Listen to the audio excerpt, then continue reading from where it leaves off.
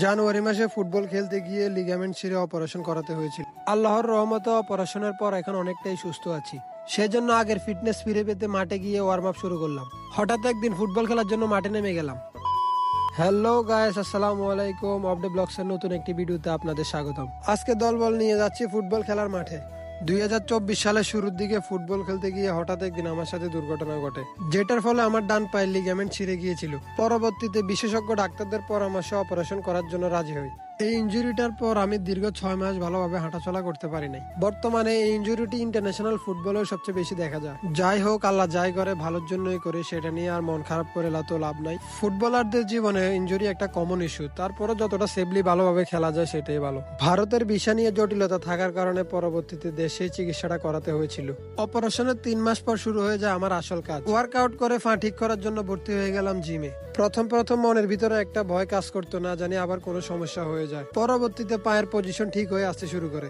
জিমের ট্রেনারদের পরামর্শে লিগামেন্টের এক্সারসাইজ গুলো প্রায় 4 মাসের মতো কন্টিনিউ করি। আমার ইনজুরিটার পর আমার ফ্রেন্ড সার্কেল এবং অনেক বড় ভাইরা আমাকে মেন্টালি অনেক সাপোর্ট দিয়েছিল, তাদেরকে অসংখ্য ধন্যবাদ। অবশেষে দীর্ঘ 1 বছর পর আজকে যাচ্ছি মাঠের দিকে। এখন আর ফুটবল মাঠে আগের আমেজটা ফিরে পাই না।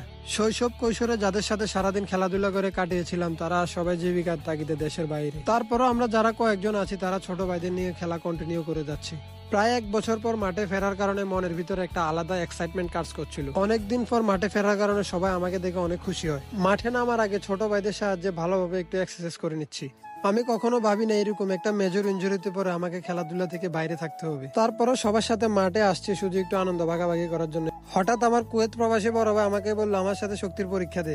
পায়ে জোর না পাওয়ার কারণে আমি তার কাছে হারতে হয়েছিল। খেলা শুরু হওয়ার নির্ধারিত সময়ের আগে আজকে মাঠে চলে গেলাম, যাতে করে একটু সময় নিয়ে ভালোভাবে ওয়ার্ম আপ করতে পারি। অবশেষে ফাইনালি নেমে গেলাম আজকে ফুটবল খেলতে। ফুটবল মাঠে আমার পজিশন হচ্ছে সেন্টার ফরওয়ার্ড, যদিও আমি আজকে গোলকিপার হিসেবে মাঠে নেমেছিলাম। নিজেকে একটু যাচাই করে দেখছিলাম আর কি, আগের মতো সেই খেলাধুলার স্কিল গুলো আছে কিনা।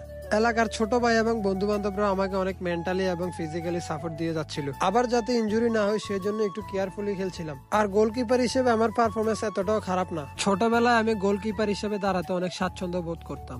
আমাদের এই মাঠটার লোকেশন হচ্ছে ভারত বাংলাদেশ বর্ডারের সাথে। সারা বছর আমরা এই মাঠে খেলাধুলা করে থাকি। যারা আজকে আমাদের এই ভিডিওটি দেখছেন, আমাদের সাথে খেলতে চাইলে অবশ্যই কমেন্টের মাধ্যমে জানিয়ে দেবেন। চট্টগ্রামের আশেপাশে কোনো টুর্নামেন্ট চাইলে অবশ্যই আমাদের শীতুলিয়ার নামে একটি টুর্নামেন্ট রাখার চেষ্টা করে থাকি সবসময়। আজকের ভিডিওটি এ পর্যন্ত। ভবিষ্যতে দেখা হবে নতুন কোনো ভিডিও নিয়ে। ততক্ষণ পর্যন্ত সবাই ভালো থাকবেন, সুস্থ থাকবেন।